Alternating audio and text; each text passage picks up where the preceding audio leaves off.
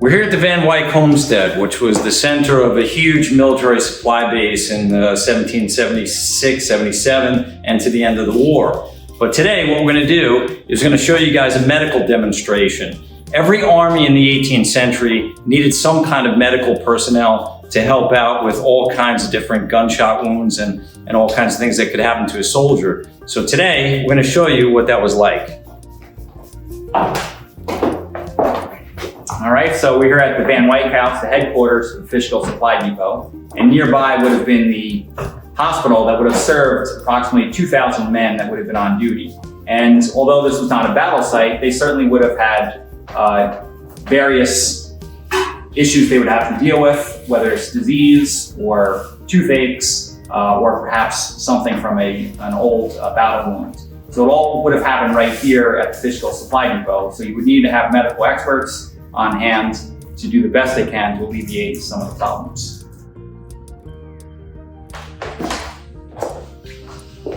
One of the many things soldiers had to deal with in terms of medical problems would be bullet wounds. Bullet wounds would be common, obviously, after a battle. So we're going to show you today how a bullet wound would be treated by a physician.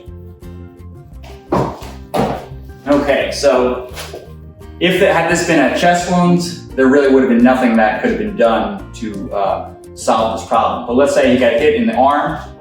Remember, he's going to have a jacket, he's going to have a shirt underneath, so there's a lot of fabric, and all that would have to be cut away.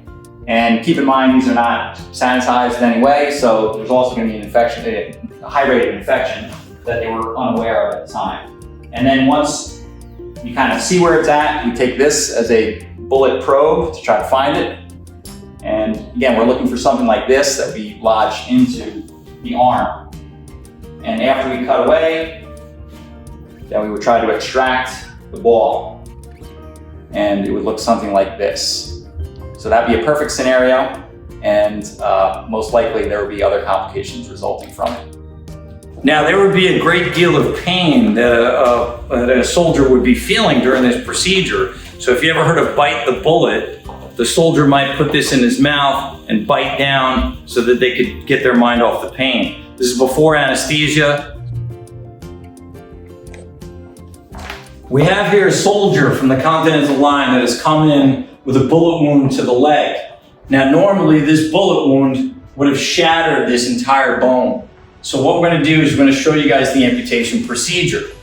You would want this leg amputated as soon as possible before gangrene sets in. Gangrene essentially completely disintegrates and decomposes your leg and eventually causes blood poisoning, which will kill you, obviously.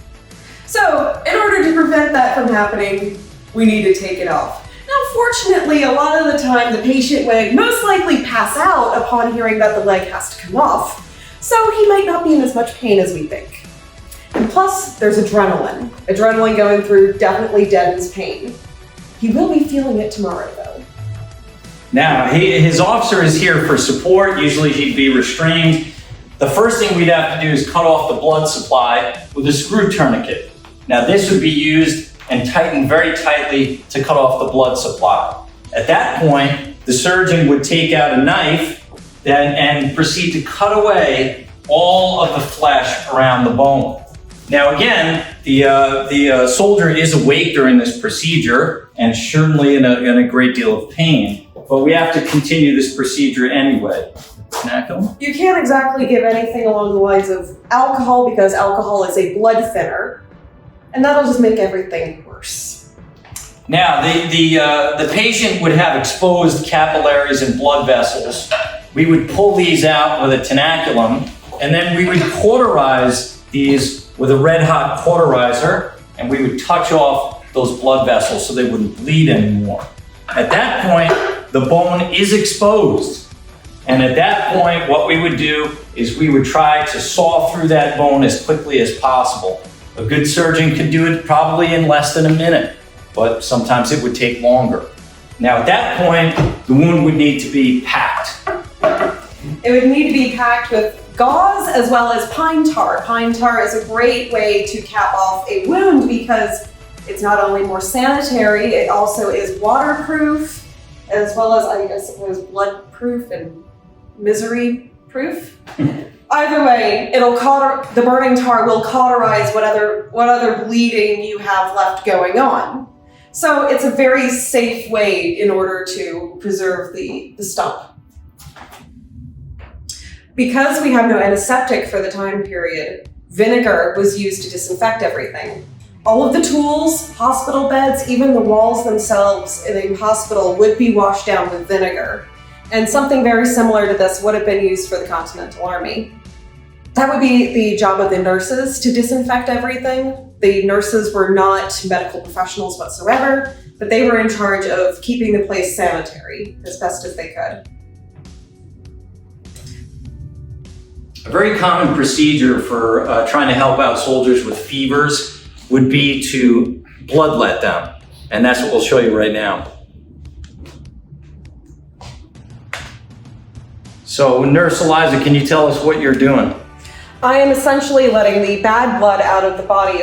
What we believe is that the body has 4 different humors. There's black bile, yellow bile, phlegm, and blood. And to have an imbalance of any of these humors is very unhealthy to the body. We derive this from the ideas of ancient Greece because they are obviously incredibly intelligent, so we may as well follow in their footsteps because they definitely had some good ideas on medicine. So in order to make somebody healthy, we need to balance out these humors. However, by the time of the late 18th century, this idea of humors was starting to become a little antiquated. But the idea of bleeding itself was still considered a good idea. All right, so fun fact for us here. George Washington had flu-like symptoms, and he had this very procedure done, and the physician did not know how much blood, or actually took too much blood out, and that was really what brought on his death. So he certainly paid the price for the colonial medicine back in the day. Thank you, sir.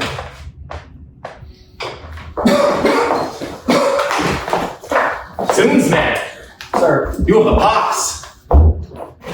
no, I just don't know. I'm not feeling good. I think immediately we shall have you quarantined. I'll order for the sergeant to bring you to the quarantine grounds. And as you know, all of your countrymen will be given the inoculation as it is ordered by His Excellency Washington. Thank you, sir. Quickly. Here.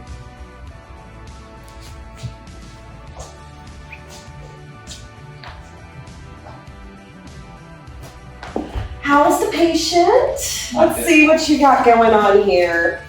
Oh, I've seen worse. You're fine. Anyway, so I'm going to be extracting pus from the smallpox pustules. This is a way for me to infect others in the Continental Army to give them a safe version of the smallpox. Now, I'm going to tell you, don't try this at home.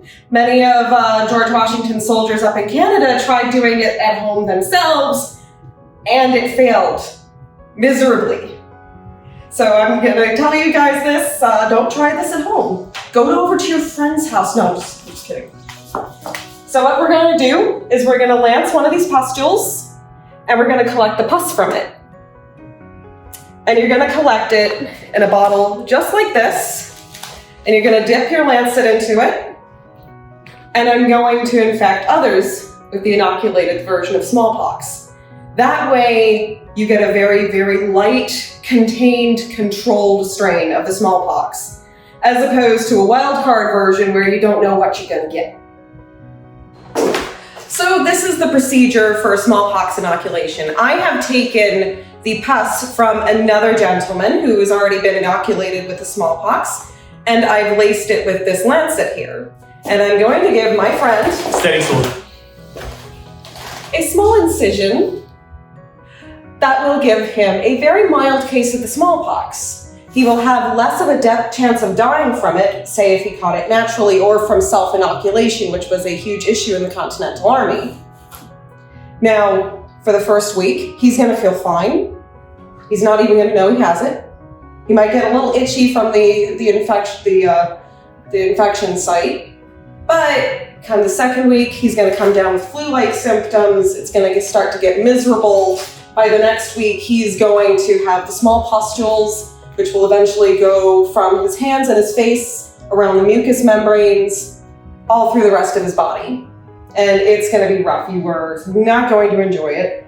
It's going to course through his body for a couple weeks, and then the pustules will then flake off, and you will be left with minimal scarring. It may seem extreme, but this procedure was going to ensure that the Continental Army could fight again.